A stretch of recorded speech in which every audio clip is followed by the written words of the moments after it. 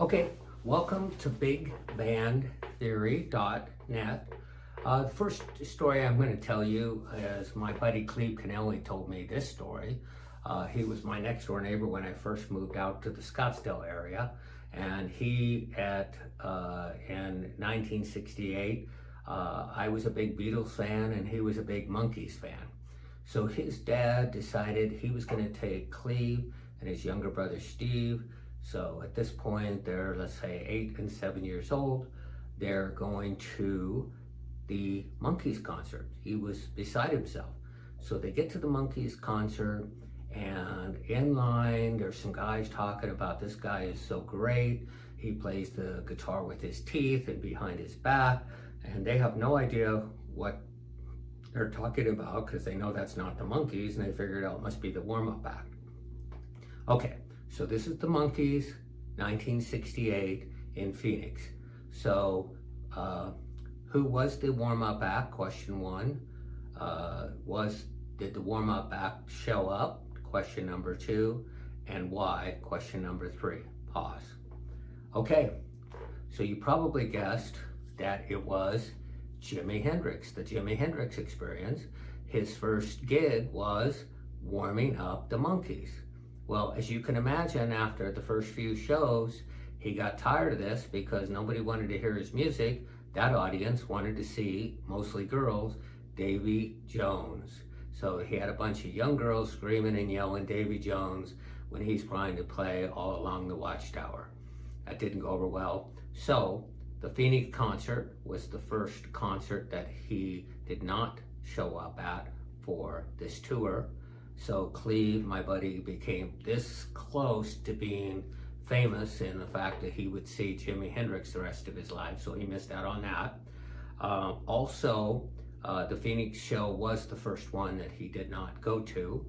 And the other interesting facts back then was there was actually a Jumbotron at that concert. So you have to remember, most of the concerts we went to in the 70s, you couldn't sit back and actually watch anybody close up. When you were a long ways away, you were staring at the stage. There wasn't these giant TVs.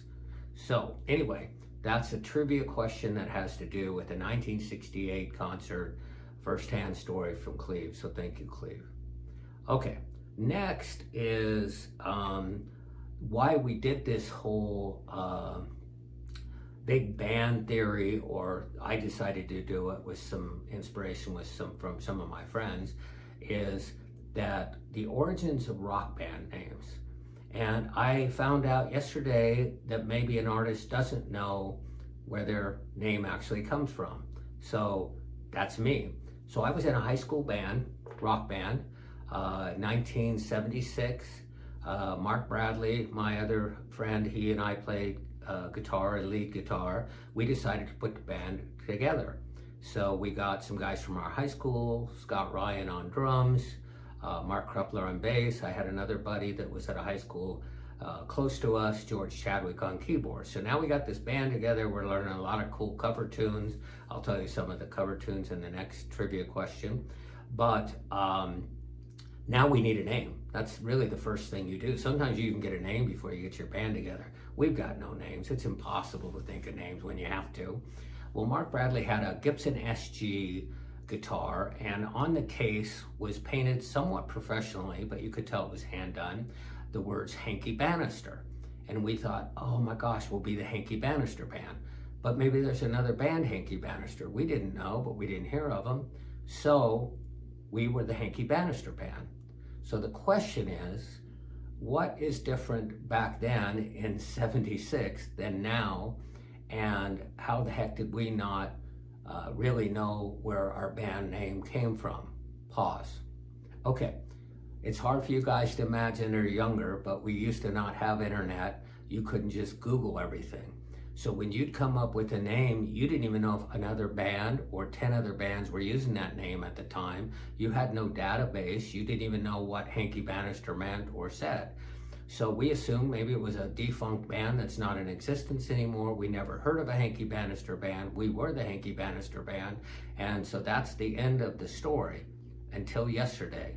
So well over 45 years later, as of yesterday, I find out the real story. I had to hurry up and call Mark and let him know where our band name really came from.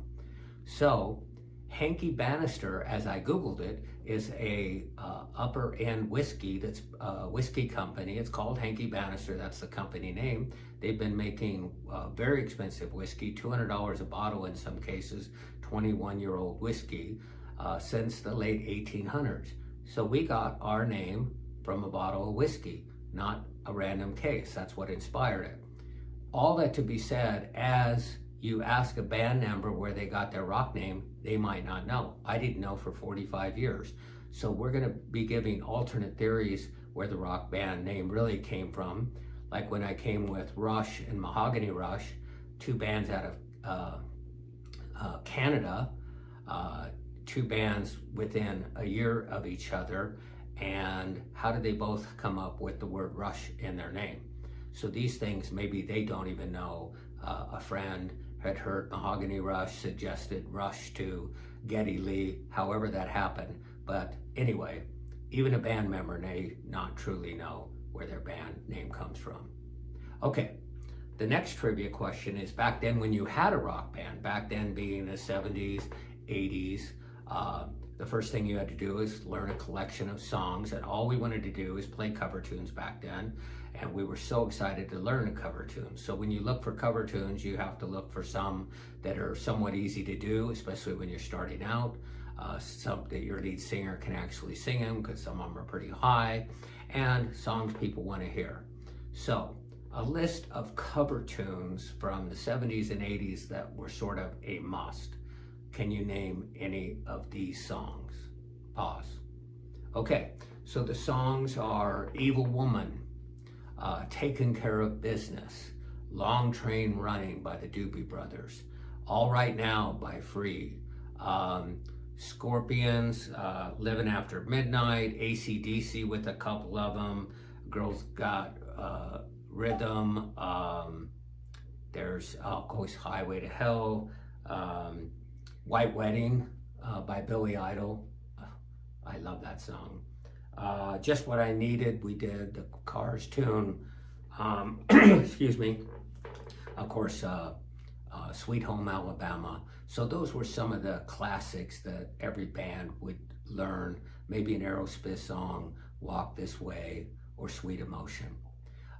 So anyway, that's the answer of some of the songs that we would all have to learn back then. Okay, next question, bigbandtheory.net is the band Led Zeppelin. A lot of times you'll see on some of their albums and logos and t-shirts these four squiggly, sort of weird looking symbols. And the symbols are actually representative of something. Can you name what those four symbols represent? Pause. Okay, the answer is they're the four individuals. Each one had, let's say, I call it a little logo that represented themselves. So Robert Plant, Jimmy Page, John Paul Jones, and John Bonham. And John Bonham's is the easiest to describe. It's three circles that sort of look like a Venn diagram, sort of in the shape of a triangle, and that represented his name. So they each had their own little logo.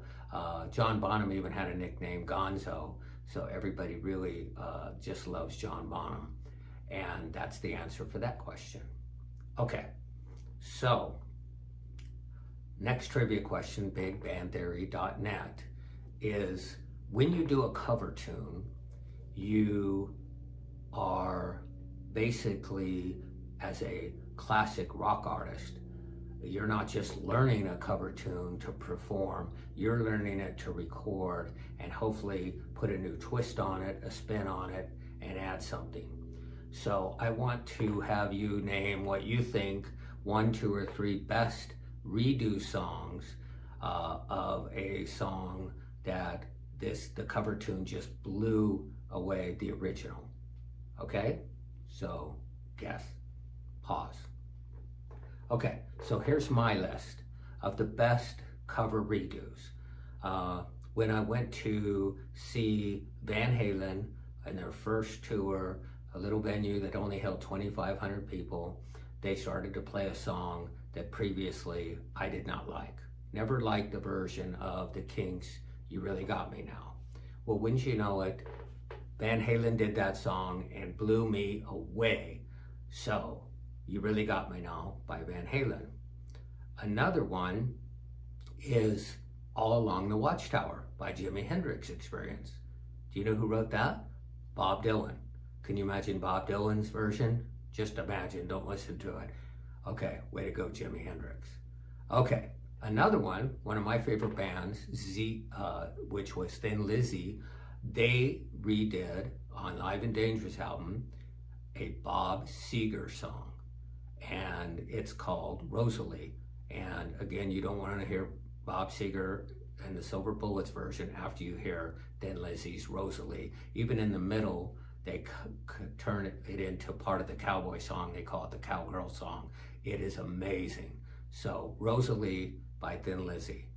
The most quintessential one is Manfred Mann's Earth Band, Blinded by the Light. This is a blow-away song. The bridge lasts forever. They even get away with playing in one part of the middle chopsticks and make chopsticks the sound awesome. Just one of the best cover tune, redo tunes of all time. And who originally wrote that? Bruce Springsteen. And again, after you hear Manfred Mann's, don't even bother listening to it. Now, some of the ones that people will name, I would disagree with. Aerosmith's Come Together. Well, Come Together was already amazing by the Beatles. And Aerosmith did a good version, but it was the Beatles, and it was fantastic. Live and Let Die. Guns N' Roses did that. Well, again, Paul McCartney and Wings, that's an amazing power song to begin with. So Guns N' Roses did a great job, but it was a great song, so it did not blow it away. New York Groove by Kiss, good, but not amazing. And then Korn did another Brick in the Wall by Pink Floyd. It's Pink Floyd. You're not going to get better than that. So, not that it's a bad version, but it's Pink Floyd. Okay, that's it.